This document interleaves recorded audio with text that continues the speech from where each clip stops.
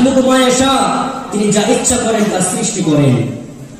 এরপর আল্লাহ পাক বলতেছি ইয়াহাবু লিমান ইয়াশাউ ইনাসা ওয়া ইয়াহাবু লিমান ইয়াশাউ যুকুর।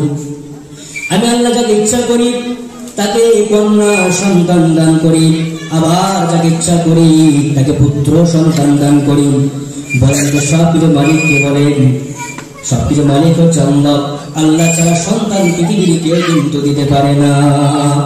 আমরা তো মুসলমান কোরআনকে বিশ্বাস করি, তাই না? কোরআনকে যদি বিশ্বাস করি আমরা এতটুকু বুঝতে পারবো সমস্ত কিছু মালিক হচ্ছে আল্লাহ। কারো ক্ষমতা আছে সন্তান দেওয়ার? কোনো কিছু দেওয়ার ক্ষমতা কারো নাই। এরপর আল্লাহ পাক বলে আও ইযাওযুহুম যুকুরানা ওয়া ইনাসা ওয়া ইয়াজআলু মান ইয়াশাউ আকীমা। আল্লাহ পাক বলেন আবার আমি যাকে ইচ্ছা করে পুত্র দিই, কন্যা সন্তান দিই, আবার যাকে ইচ্ছা করে তাকে নিঃসন্তান বানিয়ে রাখি, পুত্র দিই না কন্যা সন্তান দিই না। সবকিছু মালিককে বলেন তো? সবকিছু মালিক হচ্ছে আল্লাহ। আল্লাহ যাকে ইচ্ছা করে পুত্র দেন, আল্লাহ যাকে ইচ্ছা করে কন্যা দেন, আবার আল্লাহ যাকে ইচ্ছা করে তাকে নিঃসন্তান বানিয়ে রাখেন। আমরা তো দেখতে পাই সমাজে কত মানুষ হয়েছে একটি সন্তানকে পাওয়ার জন্য লক্ষ লক্ষ টাকা ডাক্তারের পিছনে খরচ করে, কবিরাজদের পিছনে খরচ করে, কিন্তু তারপর সন্তান হয় না। কেন?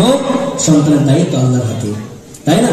এজন্য যাকে চাইতে হবে আল্লাহর কাছে চাইতে হবে, এবং চাওয়ার মাধ্যমটা আমাদেরকে জানতে হবে। আমরা অনেক মানুষ আছি কিভাবে চাইতে হয় আল্লাহর কাছে আমরা জানি না। আমরা অনেক মানুষ আছে বাড়িতে বসে চাই যে আল্লাহ আমার এই জিনিসটা প্রয়োজন, আল্লাহ আপনি যদি আমাকে এই জিনিসটা দিতে খুশি হতাম, এই জিনিসটা আমার থাকলে ভালো হতো। আমি অনেক বড় রোগ আক্রান্ত হয়ে গেছি, বিপদে পড়ে গেছি, অভাবের মধ্যে পড়ে গেছি, আল্লাহ অভাব থেকে বাঁচিয়ে দাও, এই রোগ থেকে আমাকে উদ্ধার করো। আমরা বাড়িতে বসে বসে চাই। এটা তো চাওয়ার মাধ্যম নয়, এটা তো চাওয়ার সিস্টেম নয়। চাওয়ার মাধ্যমটা কেমন? আল্লাহ রাব্বুল আলামিন কুরআনুল কারীমে জানিয়ে দিয়েছেন, বান্দা তোমরা কিভাবে চাইবে, তোমরা কিভাবে আল্লাহর কাছে সাহায্য প্রার্থনা করবে।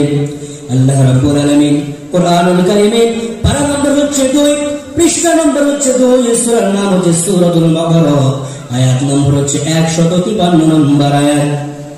আল্লাহ পাক বলেন ইয়া আইয়ুহাল্লাযীনা আমানু ইসতাঈনু বিস-সাবরি ওয়াস-সালাত।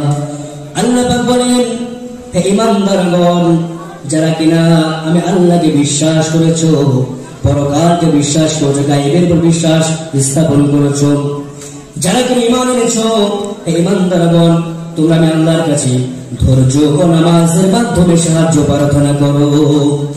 তাহলে চার মাধ্যম হচ্ছে নামাজ। নামাজের মাধ্যমে আল্লাহকে চাইতে হবে, আল্লাহ আমার এই জিনিসটার প্রয়োজন, আমার এই জিনিসটা নয় আল্লাহ, আমার এই জিনিস আমার দুর্বলতা আছে, আমার এই জিনিস হলে ভালো হয়, আমরা চাইবো নামাজের মাধ্যমে। কিন্তু মুসলমান আজকে আমরা নামাজ থেকে পিছিয়ে থাকি, তাই না? বলেন তো। আল্লাহকে চাওয়ার মাধ্যম হচ্ছে নামাজ। আর আল্লাহ ওই ব্যক্তিকে পছন্দ করে যে ধৈর্য ধারণ করে। জীবনে তারাই সফল হতে পারে যারা কি করে? ধৈর্য ধারণ করে। ওই ব্যক্তি জীবনে একটা সময় সমাজে প্রতিষ্ঠিত হতে পারে এবং লাইফে সফল হতে পারে।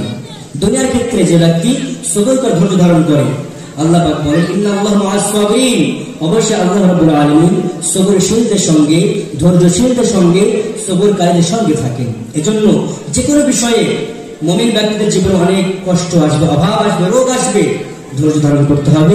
আর রোগ থেকে বাঁচার জন্য, অভাব থেকে বাঁচার জন্য নামাজের মাধ্যমে আল্লাহকে সাহায্য প্রার্থনা করতে হবে। কিন্তু আমরা মানুষ এগুলো করতে পারি না, তাই না? এই জন্য দেখুন আজকে আমরা যারা আলোচনা শুনলাম, আলোচনার মূল মেসেজটা এটাই ছিল যে আমরা কিছু পারি না, অন্তত যদি দুনিয়াতে ভালো থাকতে চাই, জীবনে সফল হতে চাই, ভালো থাকতে চাই, আল্লাহর কাছে একজন প্রিয় বান্দা হিসেবে গণ্য হতে চাই, আল্লাহর কাছে মুমিন বান্দা হিসেবে নিজেকে স্বীকৃতি করতে চাই, একটা কাজ করব। আমরা অনেক মানুষ আছি নামাজ পড়ার কথা বলেও যায় না, যেতেও চায় না, কারণ শয়তান আমাদেরকে এমনভাবে পাকড়াও করে ফেলেছে। তো যাই এই জিনিসটা পারবো, কিছু পারি আর না পারে অন্তত আল্লাহ শুকর আদায় করতে পারবো। আল্লাহ আপনি আমাকে যে হালাতে রেখেছেন, আলহামদুলিল্লাহ, আমি যে হালাতে রয়েছি, কত মানুষ রয়েছে এই হালাতে সে পৌঁছতে পারেনি। আমি যে অবস্থায় আছি, কত মানুষ রয়েছে এই জায়গায় পৌঁছতে পারেনি। আমাকে আল্লাহ রাব্বুল আলামিন প্রত্যেকদিন 500 কিংবা 1000 টাকা ইনকাম দিয়েছে, কত মানুষ 200 টাকা ইনকাম করে। এমন তো কত মানুষ রয়েছে মাসের পর মাস হসপিটালে বেডে শুয়ে রয়েছে, তার তো ইনকামের রাস্তা বন্ধ।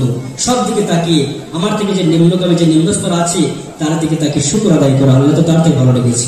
করবেন ইনশাআল্লাহ।